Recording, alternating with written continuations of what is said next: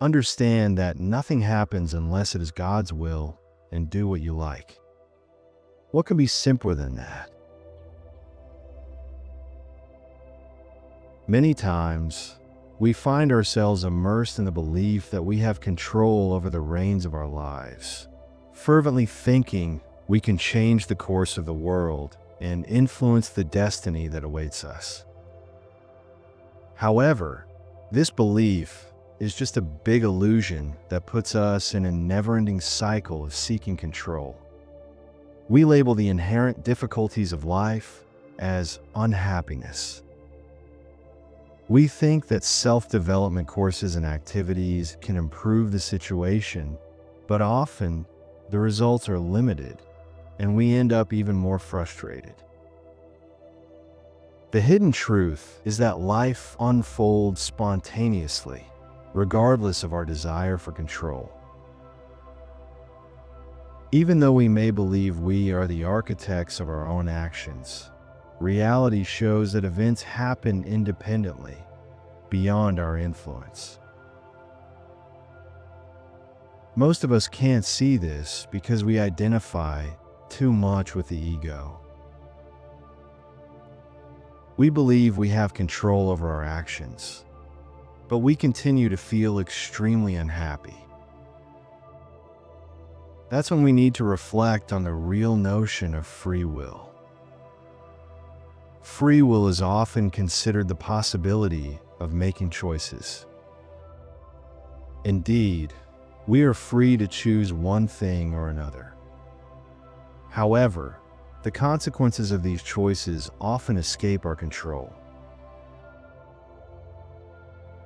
The big question in life is that none of us has ever had complete control over the outcomes of our actions. But you might be wondering, if we're not fully in control of the consequences of our actions, then who is? The answer lies in understanding that there is a universal source beyond our individual acts. The concept of freedom does not entail absolute control. Accepting this brings true liberation from personal conflicts and unhappiness.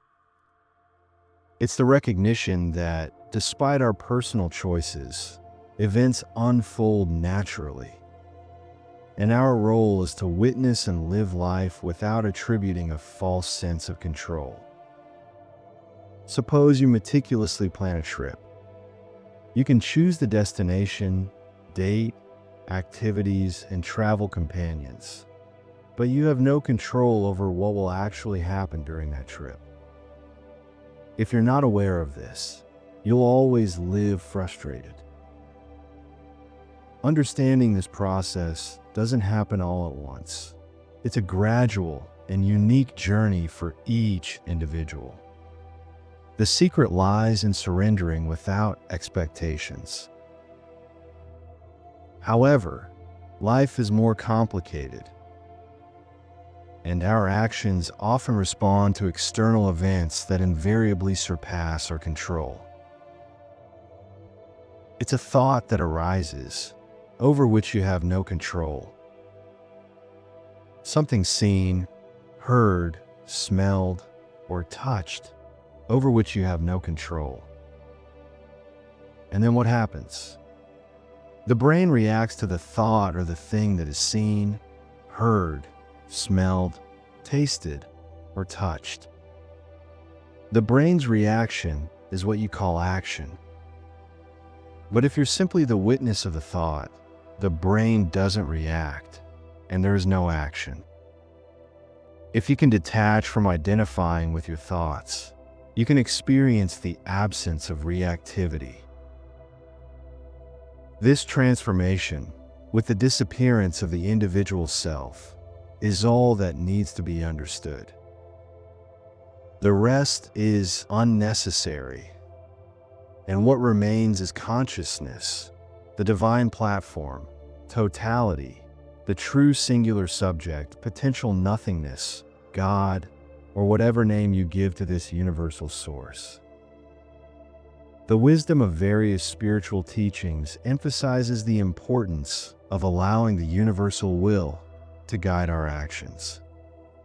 The fundamental message is simple and powerful. Let go of the illusion of personal control. Recognize the spontaneous nature of life. An action only happens if it is God's will. If it's not in His will, the action doesn't happen. Discover true freedom by understanding that events unfold as they should, regardless of any individual's will. I can summarize everything in one sentence. Thy will be done, not mine. After all, we are part of a larger operation, and God acts through us.